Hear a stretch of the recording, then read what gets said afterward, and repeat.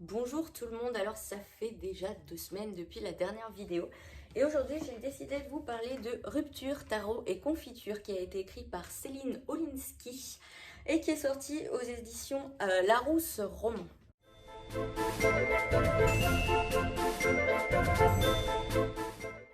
Alors ça c'est un livre qui est très récent, il me semble qu'il est sorti l'année dernière vu qu'on est en 2021, donc en 2020.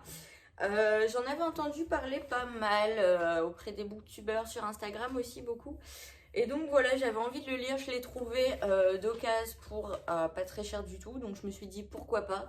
Donc c'est un roman feel good et en fait on va suivre l'histoire d'une femme qui veut se venger à tout prix de son ex qui lui a foutu une misère pas possible en la larguant et qui vraiment l'a complètement lessivé, l'a cramé, l'a réduit en bouillie, etc.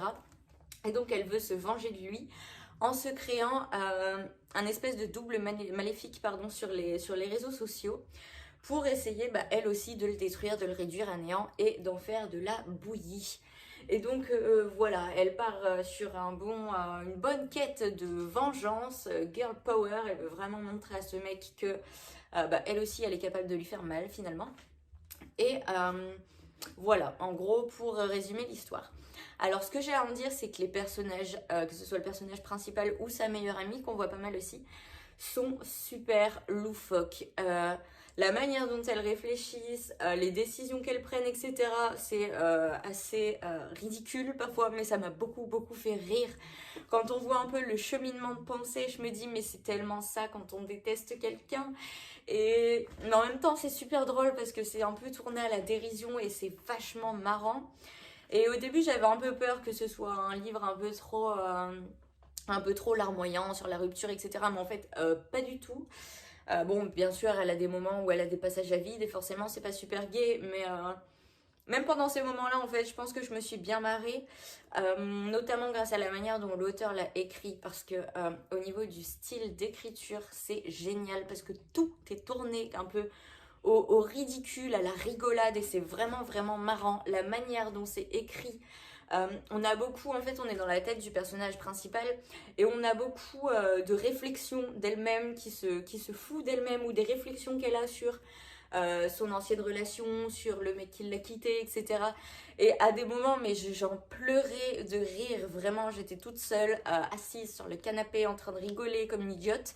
Et franchement, ça fait du bien de rire un peu parce que l'hiver c'est un petit peu déprimant, que j'en ai marre moi de l'hiver, je veux qu'il fasse jour jusqu'à une heure raisonnable et donc franchement ça m'a fait beaucoup de bien de lire ce livre en sachant que au niveau de l'intrigue franchement ça part dans tous les sens mais du bon côté, c'est pas que ça s'éparpille dans un mauvais sens, non, justement, ça part un peu dans tous les sens et c'est ça aussi qui est très drôle. En plus, ce que j'ai bien aimé, c'est que malgré le fait qu'on part vraiment sur une quête de vengeance un petit peu drôle, etc., le personnage va quand même apprendre beaucoup de choses, elle va tirer énormément de leçons de tout ce qu'elle va traverser.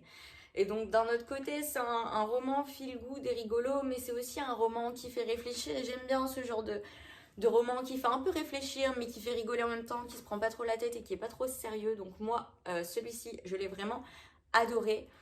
Ça fait partie des romans que vous pouvez lire si vous avez un coup de mou et que vous avez besoin de vous marrer un coup, que vous avez besoin de lire les péripéties d'une femme qui essaye à tout prix de foutre la misère à son ex. Ça peut être une très bonne idée, c'est un très bon livre pour se marrer. Alors moi je l'ai mis 4 étoiles sur 5. Pas 5 tout simplement parce que j'ai lu des livres qui m'ont fait un peu plus marrer que ça et parce qu'il a été un peu court, j'ai été déçue, je l'ai lu en même pas 2 jours, hein. Il a été bouclé très vite ce livre. Il fait je crois un peu plus de 300 pages, oui c'est ça, 340 pages à peu près. Mais il va super vite à lire. Et donc voilà, j'aurais bien aimé avoir encore un petit peu plus de ça.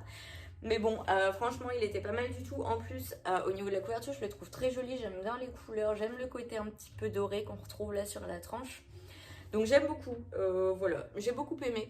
Donc je vous le conseille si vous avez un petit bad mood en ce moment, que vous n'êtes pas trop bien, que vous avez envie de rire un peu, que vous en avez marre de la vie. Ça peut être une bonne idée de le lire, vous allez bien vous marrer, vous allez passer un bon moment et vous verrez que Les histoires de cette fille, de sa meilleure amie et de son ex sont quand même très très très très drôles et que ça fait du bien de rire. Donc voilà, moi je vais vous retrouver dans 2 semaines pour la prochaine lecture. Et en attendant, bah, vous pouvez laisser des petits commentaires si vous voulez. N'hésitez pas non plus s'il y a des livres que vous voulez voir, dont vous voulez que je parle. N'hésitez pas à m'en parler, à me le dire en commentaire parce que par moment j'ai aucune idée de ce que je veux lire et j'aimerais bien avoir des idées de temps en temps parce que j'ai plein de livres mais des fois je passe devant et j'ai du mal à me décider. Donc voilà, n'hésitez pas à me dire si ça peut me donner des idées et m'aider un peu à me dépêtrer au milieu de ma foule de bouquins. Pourquoi pas. Et donc voilà, ben moi je vous souhaite de bonnes semaines, je vous dis à la prochaine fois et bien sûr je vous souhaite de très bonnes lectures.